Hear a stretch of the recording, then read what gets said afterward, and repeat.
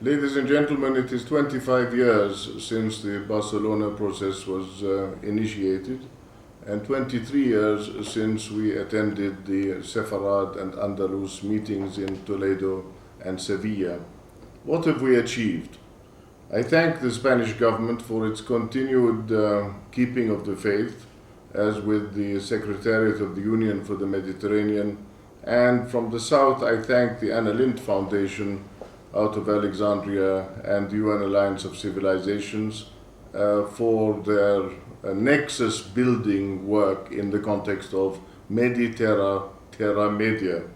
I also thank the initiative of King Abdullah bin Abdulaziz International Center for Interreligious Dialogue and Intercultural Dialogue. May I say that in terms of the themes, the waging of peace is my understanding of empowerment. Legal empowerment of the poor means waging peace. If you throw a brick through your neighbor's window, then you are in breach of peace. However, today, refugees, prisoners of conscience, all of these issues are concessions from the law of war. There is no law of peace. So I believe that some of us have been working for some time on trying to expand the concept of international humanitarian law to include a law of peace. Secondly, I would like to suggest that the challenge of building societies which are inclusionist rather than inclusive, because inclusivity, like exclusivity, could mean a preferred grouping of people. And I think that what we are trying to achieve is to end with some form of a sharing of values and in particular ethical approaches to a road of ideas. So inclusionism means an inclusionism of ideas. We have a Silk Route, we have many pilgrimage routes, we have spiced routes, but isn't it time to develop a Camino das Ideas? Lastly, may I suggest that the thematic approach in making institutions stronger than encyclopedic challenges. And in terms of themes, I hope that the action plan for future activities would look at the realities. In the ENP in 2004, there was a talk of the importance of strengthening the southern dimension of Europe. In 1994, at the Middle East North Africa Summit Conference, many of us suggested an investment in human dignity to prevent migration across the Mediterranean, what is now called, sadly, the Sea of Death by many people in our part of the world. Not for us, the Sea of Death. We have to speak of a Sea of Life. And in that sense, I think encouraging the will to stay of migrants is hugely important. To my knowledge, in continental Europe, I only know the University of Osnabrück that today looks at the reasons for out-migration. But I would like to ask you, when you speak of religious dialogue and respect for cultural diversity, including countering prejudice, isn't it time that we stepped out of the polarity of extremes, Westernophobia on the one side and Islamophobia on the other?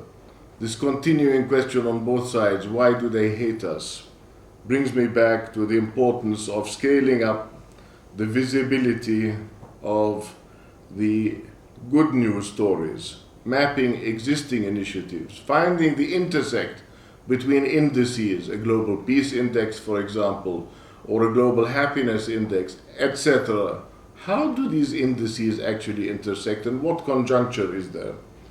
I would like to ask you, in terms of social media, how do you explain the hundreds of thousands of tweets on the extremist organizations' initiative and the lack of interest or the apathy when people speak of coalitions for moderation? So, nexus not divide means a fuller understanding of territoriality, identity, and migration.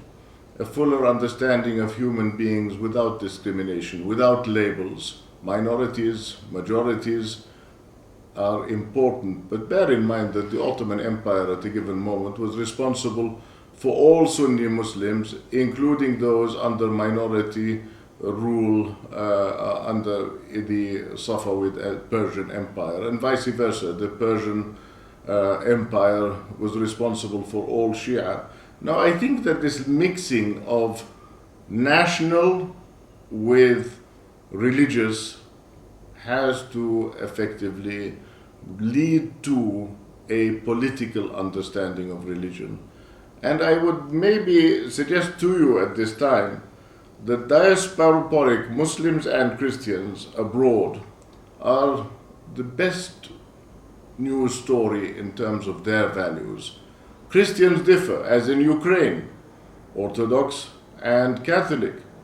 And of course, in terms of the Balkans, you have had Christians fighting each other. In terms of Lebanon, this has been the case, as well as Muslims fighting each other. So the time has come to understand that the other is the other we would like to create. That is a communal other, another who shares a common good.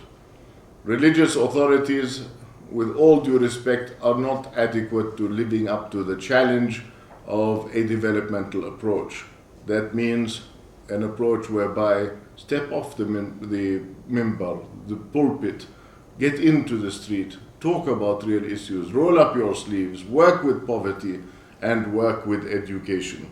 In particular, education, healthcare, and the development of job opportunities. The people are one community according to Islam, and this corresponds, of course, to the Catholicos in the context.